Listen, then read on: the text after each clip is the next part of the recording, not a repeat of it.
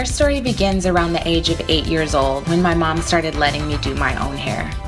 Growing up, I had really thick, sandy brown hair. There was no hiding it under a hat or a headband. It was a lot to manage.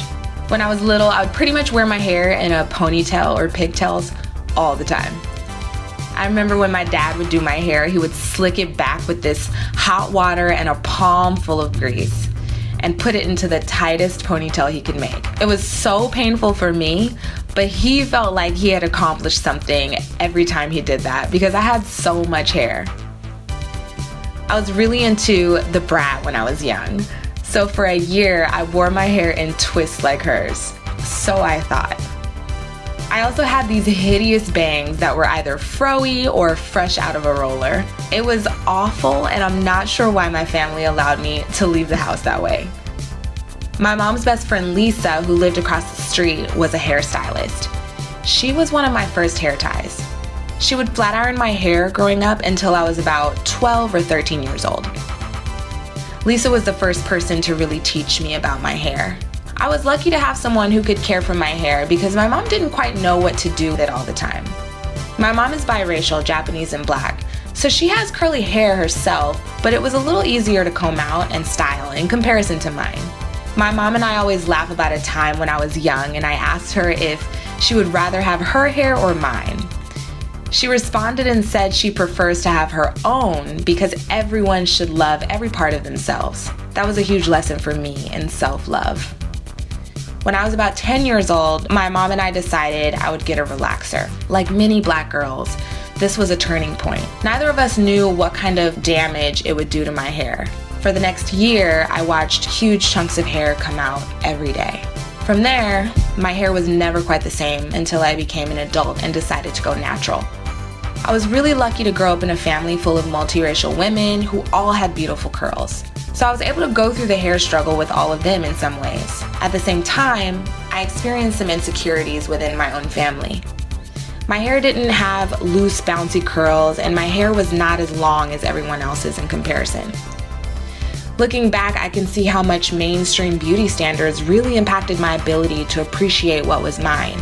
My cousin Nina is one of my hair ties. She was the first person who inspired me to wear my hair in my natural curls.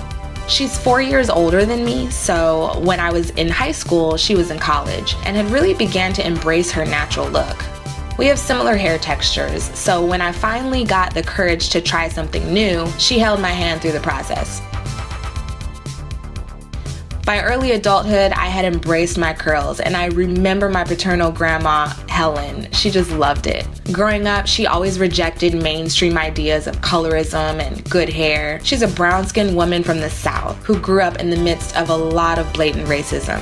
She always insisted that we be proud of our African heritage. At the same time, she always loved the uniqueness of my sandy brown curls. I've always felt beautiful in her eyes. We still sit around for hours and she asks me all about the ways I take care of my hair, and I still enjoy those conversations every time I see her. As an adult, I've learned so much from YouTube videos as well.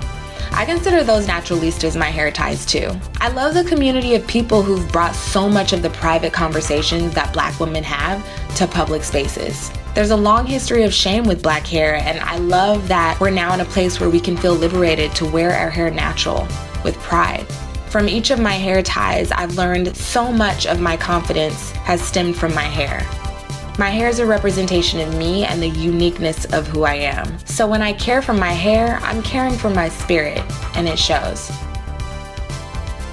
In many of the spaces that I occupy, I'm often the only black woman. So wearing my hair as is often a statement. I'm choosing to be me in those situations and reject any possibility of blending in. I wear my hair natural as a source of cultural pride and solidarity with other black women who have been subjected to impossible societal standards that were never made for us. What I know about my hair is that it needs to be prioritized over any false standards that penetrate our perceptions of beauty or professionalism. I want other brown girls to know that their hair is beautiful in every texture and pattern. I think even in the midst of going natural, so many of us get stuck with wanting a certain type of curl, including myself. It wasn't until I finally took ownership and pride over my hair that I really started to see the results of the love and care I put into myself. Every texture is beautiful, unique, and a representation of you. So love your hair and love what your hair can do.